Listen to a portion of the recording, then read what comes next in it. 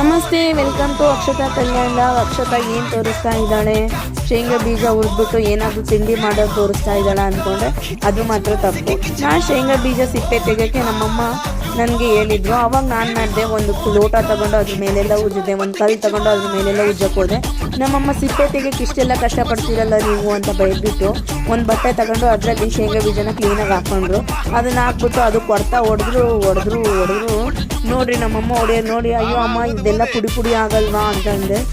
ಪುಡಿ ಆಗಲ್ಲ, 2 ಹೋಳಾಗಿ ಕ್ಲೀನಾಗಿ ನಿನಗೆ ಯಾವ ಥರ ಬೇಕೋ ಆ ಥರ ಆಗುತ್ತೆ, ನೋಡು ನಾನು ಏನು ಮಾಡ್ತೀನಿ ಅಂತ ಹೇಳಿದರು. ಆವಾಗ ಅವ್ರು ಹಿಂಗೆ ಹೊಡೆದು ನೋಡಿದಾಗ ಕ್ಲೀನಾಗಿ 2 ಹೋಳಾಗಿತ್ತು, ಭಾಳ ಪುಡಿನೂ ಆಗಿದ್ದಿಲ್ಲ. ಎಲ್ಲ ಬೀಜನೂ ಸಿಪ್ಪೆ ಕ್ಲೀನಾಗಿ ಸುರಿದಿತ್ತು. ನೋಡಿ ನಮ್ಮಮ್ಮ ತೋರಿಸ್ತಾ ಇದ್ದಾರೆ, ಬೀಜಗಳು ಕ್ಲೀನಾಗಿ ಎಲ್ಲ ಶೇಂಗಾ ಬೀಜನೂ ಕ್ಲೀನಾಗಿ ಸಿಪ್ಪೆ ಸುರಿದಿತ್ತು. ಈಗ ನಮ್ಮಮ್ಮ ಅದನ್ನೆಲ್ಲ ಕ್ಲೀನ್ ಮಾಡಿಬಿಟ್ಟು ಕೊಟ್ಟರು. ಈ ಟಿಪ್ಸು ನಿಮಗೆಲ್ಲ ಲೈಕ್ ಆಗಿದ್ರೆ ಲೈಕ್ ಮಾಡಿ, ಶೇರ್ ಮಾಡಿ,